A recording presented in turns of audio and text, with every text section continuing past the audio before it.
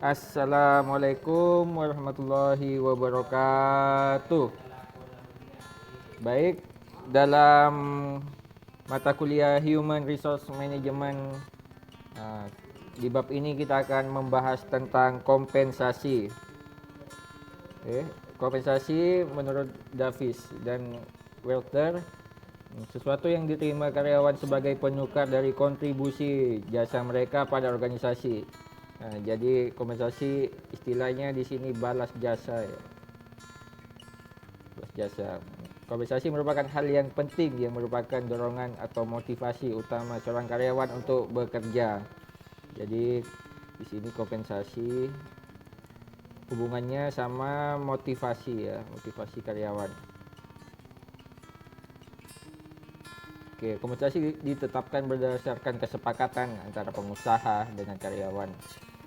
Dalam hal tertentu, pemerintah memfasilitasi sebagai pembuat kebijakan atau regulasi di bidang ketenagakerjaan. Makanya ada yang namanya UMR, upah minimum regional, sama UMK,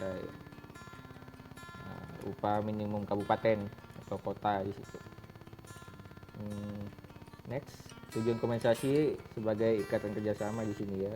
Ada untuk agar karyawan memiliki kepuasan, ada motivasi, stabilitas, produktivitas, disiplin. Ada pengaruh serikat pekerja, juga pengaruh pemerintah di sini. Next. Jenis-jenis kompensasi di sini ada kompensasi langsung atau direct compensation. Adalah pembayaran balas jasa yang berupa gaji, upah atau insentif di sini. Ada kompensasi tidak langsung atau indirect compensation ya, merupakan pembayaran balas jasa yang berupa kesejahteraan karyawan. Contoh motivasi di sini, promosi jabatan di sini juga, atau bisa juga development karir ya, pengembangan karir di situ juga. Di sini ada wujud atau bentuk kompensasi, ada berupa uang ya. Uang bisa itu gaji ya, gaji atau upah atau honor. Kemudian ada tunjangan, ada bonus lainnya ya. Yang kedua ada natura, ada beras, pakaian, sama obat-obatan. Kalau ada yang ketiga itu ada kenikmatan ya, di sini isinya fasilitas rumah, kendaraan, dan kesehatan. Next. Pengukuran kontribusi kompensasi yang pertama dilihat dari kelayakan karyawan, layak atau tidaknya seorang karyawan di situ. Ada karakteristik perseorangan atau personal characteristics, menyangkut masalah senioritas dan junioritas. Asumsi yang sering berlaku ya di sini. Dan yang terakhir itu kualitas kinerja karyawan. Semakin tinggi kualitas kinerja karyawan, maka semakin tinggi juga kompensasi yang diberikan. Next, asas kompensasi di sini yang pertama adil ya. Besarnya kompensasi pada setiap karyawan disesuaikan dengan jenis pekerjaannya, tanggung jawab, jabatan, prestasi, dan memenuhi persyaratan kerja atau outputnya itu sesuai ya, sesuai output. Kemudian ada asas layak dan wajar ya. Jadi kompensasi pada setiap karyawan dapat memenuhi kebutuhannya pada tingkat normatif yang ideal ya. Jadi harus layak sesuai dengan kebutuhan di sini. Next, faktor-faktor yang mempengaruhi kebijakan kompensasi yaitu yang pertama dari internal ya, dari ukuran perusahaan, umur pekerja, anggaran tenaga kerja, dan siapa yang membuat keputusan di situ. Biasanya yang membuat keputusan kompensasi itu manajemen tingkat atas.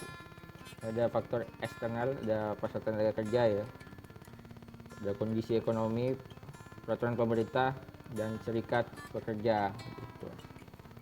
Next, tantangan pemberian kompensasi ada supply dan permintaan tenaga kerja. Jadi ketersediaan tenaga kerja dalam jumlah besar atau kecil mempengaruhi kompensasi yang diberikan. Ada serikat karyawan. Karyawan justru membuat proses pemberian kompensasi berjalan alot ya biasanya. Ada proses negosiasi biasanya di sini.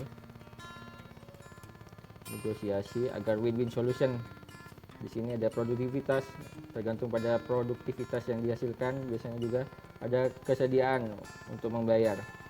Nah, jadi diniatkan dari awal ya, kemampuan untuk membayar. Jadi perusahaan juga harus disesuaikan dengan kemampuannya. Next, ada alur kompensasi di sini.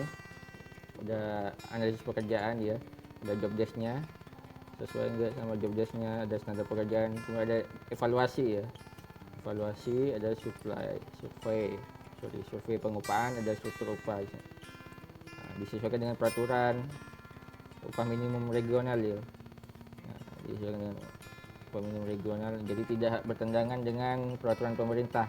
Ada aturan administrasi penilaian proses kerja layak atau tidaknya, layak atau tidak, kemudian baru upah diterima. Next. Nah, terima kasih atas atensinya. Kita berjumpa di kelas. Wassalamualaikum warahmatullahi wabarakatuh.